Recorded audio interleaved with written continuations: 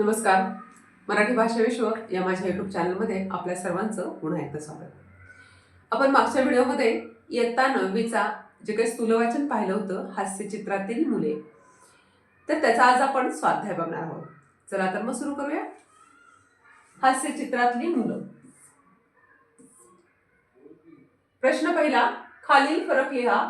व्यंगचित्र व हास्यचित्र. आता हा आपण व्यवस्थितपणे ज्यावेळेस मी पाठ शिकवला त्याचं स्पष्टीकरण केलं त्यावेळेस सांगितलं होतं, तरी आपण ते पुन्हा एकदा बघणार आहोत. व्यंगचित्र. हास्यचित्राचा पुढचा टप्पा म्हणजे व्यंगचित्र होय. हास्यचित्राप्रमाणे व्यंगचित्र सुद्धा आपल्याला हसवतं, पण केवळ हसवणं एवढाच त्याचा हेतू नसतो. व्यंगचित्र पाहिल्यावर आपल्याला हसूही येतं आणि ते आपल्याला त्याशिवाय काहीतरी सांगू पाहत असतं. आपण जर त्या चित्रापाशी थोडं थांबून राहिलो तर त्यात मांडलेला एखादा गमतीदार विचार आपल्या सहज लक्षात येतो. हे झालं व्यंगचित्राचं. आता हास्यचित्र. सफाईदार रेषांनी काढलेलं गमतीदार चित्र म्हणजे हास्यचित्र होय. हास्यचित्राचे खास वैशिष्ट्य म्हणजे ते पाहिलं की आपल्याला छान हसू येतं. या गमतीदार चित्रामध्ये एक जोक, एक विनोद मांडलेला असतो. या चित्रांमधला एखादा माणूस दुसऱ्या माणसाशी काहीतरी बोलतो, हे वाचलं की आपल्याला हसू येतं. त्यातून खास असा विचार मांडलेला दिसून येत नाही. म्हणजे असा ज्या पद्धतीनं व्यंगचित्रामध्ये विचार मांडलेला असतो त्या पद्धतीनं हास्यचित्रामध्ये विचार मांडलेला नसतो. तर हास्यचित्र हे केवळ आणि केवळ तुम्हाला निखळ हसता यावं, हसू यावं यासाठी तयार केलेलं असतं. पुढचा प्रश्न आहे, वैशिष्ट्य लिहा. व्यंगचित्राची वैशिष्ट्य आपल्याला या ठिकाणी लिहायची आहे. पहिलं वैशिष्ट्य आहे, हास्यचित्राचा पुढचा टप्पा म्हणजे व्यंगचित्र होय. दुसरं, व्यंगचित्र आपल्याला हसवतात, पण केवळ हसवणं एवढाच त्यांचा हेतू नसतो. व्यंगचित्र पाहिल्यावर आपल्याला हसूही येतं आणि ते आपल्याला त्याशिवाय काहीतरी सांगू पाहत असतं. चौथं वैशिष्ट्य आहे, आपण जर अशा व्यंगचित्रापाशी थोडं थांबून राहिलो तर त्यात मांडलेला गमतीदार विचार आपल्याला लक्षात येतो. पुढचा प्रश्न आहे, व्यंगचित्र हे व्यक्तीचे गुणदोष मांडण्याचे प्रभावी अस्त्र आहे.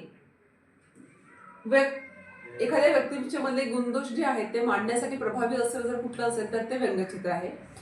हे आपल्याला स्पष्ट करायचंय. व्यंगचित्राचा केवळ हास्य हा हेतू नाही. व्यंगचित्रामध्ये एखादा विचार गमतीशीर पद्धतीने मांडलेला असतो. माणसाच्या विसंगत वर्तनावर बोट ठेवण्याचा नेमकेपणा व्यंगचित्रात असतो. बऱ्याचदा हे व्यंगचित्र जे आपण वर्तमानपत्रामध्ये वगैरे बघतो त्यामध्ये थोडासा राजकारणाचा भाग असतो. राजकारणामध्ये जे काही चाललेलं आहे त्यावरती थोडंसं व्यंग केलेलं असतं, म्हणजे आपल्याला हसायलाही येतं आणि त्यातून आपल्याला काहीतरी संदेशही मिळत असतो. व्यंगचित्र प्रभावीपणे व्यक्तीचे गुणदोष मांडते. उदाहरणार्थ, प्रस्तुत पाठात हंगेरियन व्यंगचित्रकार रेबर यांचे व्यंगचित्र याची साक्ष पटवते. इथे पहिल्या चित्रात लहान मुलगा स्टुलावर चढून भले मोठे व्हायोलिन वाजवत आहे व दुसऱ्या चित्रात तोच मुलगा मोठेपणी लहान व्हायोलिन वाजवत आहे. या चित्रातून लहान मुलांना मोठ्या वस्तूचं आकर्षण असतं, ते बाह्य आकाराला भुलतात हे सांगितलं आहे. तसंच वय वाढल्यावर वृत्तीमध्ये प्रगल्भता येते, बाह्य आकाराचे आकर्षण कमी होते आणि छंद अधिक खोल व सूक्ष्म होतो. या गोष्टींचं मर्म सांगितलं आहे. म्हणजेच व्यंगचित्र हे व्यक्तीचे गुणदोष मांडण्याचे प्रभावी अस्त्र असं आपण या ठिकाणी म्हणू शकतो. पुढचा प्रश्न आहे, प्रस्तुत पाठातील व्यंगचित्रांपैकी तुम्हाला आवडलेल्या कोणत्याही एका व्यंगचित्राचं तुम्ही केलेलं निरीक्षण बारकाव्यासह स्वतःच्या शब्दात लिहा. आता हे थोडंसं आपण याला सोमतही म्हणू शकतो. मी या ठिकाणी मला आवडलेलं व्यंगचित्र मांडलेलं आहे, त्या ठिकाणी तुम्ही अशा पद्धतीनं तुम्हाला आवडलेल्या व्यंगचित्राचं उदाहरणही देऊ शकता. मला ज्येष्ठ व्यंगचित्रकार श्री द. फडणीस यांनी काढलेलं लहान मुलीचं व्यंगचित्र खूपच भावते. श्री द. फडणीसांचा रेषा भूमितीय असूनही खूप आकर्षक व ठळक आहेत. लहान रोपटे व लहान मुलगी यांचा भावबंध त्यांनी अचूक टिपला आहे. रोपट्याला दुधाच्या बाटलीतून पाणी देतानाच्या तिच्या चेहऱ्यावर उमटलेले भाव, निरागस भाव केवळ अप्रतिम आहेत. भली मोठी दुधाची बाटली तिनं सावरली आहे व कमरेत वाकून रोपट्याला पाणी घालताना तिची ओतप्रोत माया तिच्या डोळ्यातूनही टपकते आहे. रोपट्याला लहान बाळ समजणे व आपली आई आपले जसं पोषण करते तसे रोपट्याचे पोषण करणे हा सृजनशील संदेश यातून चित्रकारांनी दिला आहे. रोपट्याची आई होण्यातलं ममत्व ही निरागस भावना या ठिकाणी मला भावलेली आहे आणि त्यामुळे मला हे व्यंगचित्र आवडलं. पुढचा प्रश्न आहे, व्यंगचित्र रेखाटणे ही कला आत्मसात करण्यासाठी कोणत्या गुणांची आवश्यकता असते या संबंधी तुमचे विचार लिहा. आता व्यंगचित्र जर काढायचं असेल, रेखाटायचं असेल तर त्यासाठी कोणकोणते गुण तुमच्या अंगामध्ये असणं आवश्यक आहे ते थोडक्यामध्ये या ठिकाणी आपल्याला मांडायचं आहे. व्यंगचित्र रेखाटणे ही अद्वितीय कला आहे. त्याला निर्मळ मन लागते, म्हणजेच तुमची रेषा ही निर्मळ राहते. व्यंगचित्रकाराला जीवनातली विसंगती टिपता आली पाहिजे. तसेच विषयाविषयी अपार करुणा असली पाहिजे. विषयाविषयी म्हणजे एखाद्या विषयासंदर्भात. गुणदोष दाखवताना माणसांची खिल्ली न उडवता समंजसपणा असायला हवा. म्हणजे जर आपण व्यंगचित्र काढतोय तर एखाद्याला वाईट वाटेल असं ते व्यंगचित्र असता कामा नये. त्याचे दोष त्या ठिकाणी नाही दाखवता आले पाहिजे. तर त्याला हसण्याच्या माध्यमातून त्याला त्याचे दोष कळवले पाहिजेत आणि समंजसपणे आपल्याला आपली भूमिका मांडता आली पाहिजे. रेषा नाजूक तरीही ठाशीव असायला हवी. गमतीशीर विचारांची पखरण हवी. जीवन समृद्ध करणारे भाष्य व्यंगचित्रकाराला रेषातून यशस्वीपणे मांडता आले पाहिजे. चित्र रेखीव व अनेक अर्थांचे सूचन करणारे हवे. पुढचा प्रश्न आहे, लहान मुलांचे हास्यचित्र काढणे अवघड आहे याबाबत तुमचे मत स्पष्ट करा. आपण जे पाठामध्ये पाहिलेलं आहे की कशा पद्धतीनं हे अवघड आहे लहान मुलांचं चित्र काढणं, हे या ठिकाणी आपल्याला स्पष्ट करायचं. लहान मुले निरागस असतात. त्यांच्या सवयी व आवडीनिवडी यांचे बारकाईने निरीक्षण करणे चित्रकाराला गरजेचे आहे. लहान मुलांचा चेहरा, त्यावरचे भाव व त्यांच्या हालचाली अचूक टिपता यायला हव्यात. शरीराच्या प्रत्येक अवयवाचा आकार शरीराच्या प्रमाणबद्धतेत लहान करावा लागतो.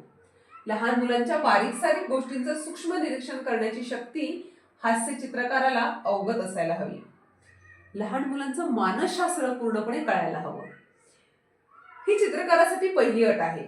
या सर्व कारणांमुळे लहान मुलांची हास्यचित्र काढणं अवघड असतं असं मला वाटतं.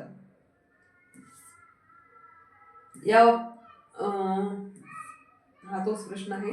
थोडासा वेगळ्या स्वरूपाचं हे उत्तर आहे की लहान मुलांची तोच प्रश्न आहे की लहान मुलांची चित्र काढणं अवघड का आहे. तर अजून थोडंसं विस्ताराने या ठिकाणी सांगितलेलं आहे की मोठ्या माणसाचं चित्र लहान आकारात काढलं की ते मुलाचं चित्र होतं.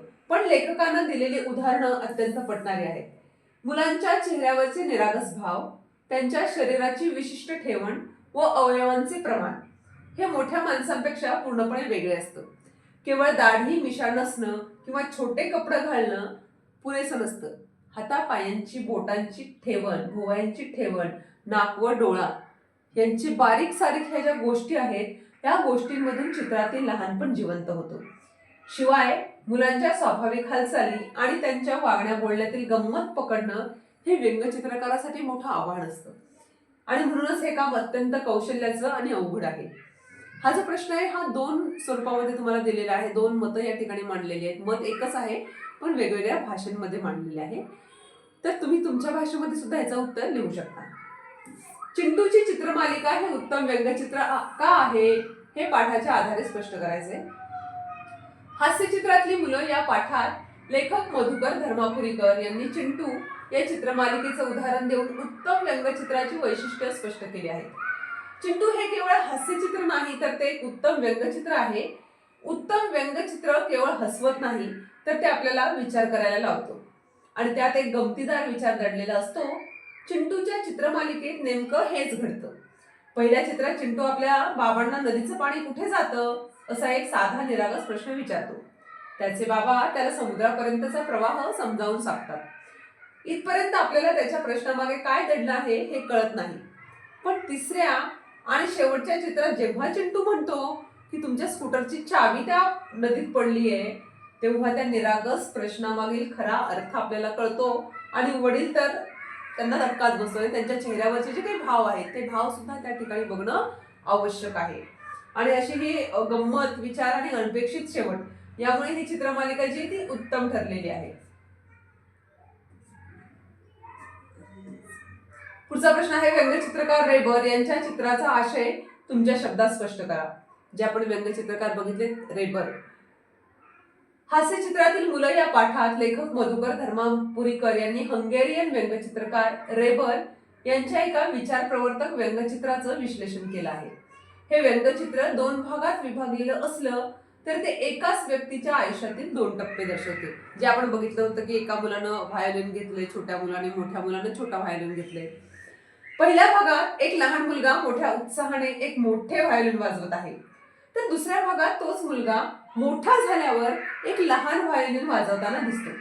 त्यातून व्यंगचित्रकाराला असा आशय सांगायचा आहे की लहानपणी मुलांना मोठ्या वस्तूंचं आकर्षण असतं, पण जसं जसं वय वाढतं आणि एखाद्या छंदातील समज वाढते तस तसं बाह्य आकाराचं महत्व कमी होतं. ते किती आकाराने मोठं आहे हे महत्वाचं राहत नाही, तर त्यातून आपला छंद जोपासणे ही भावना त्यांच्याकडे जोपासली जाते.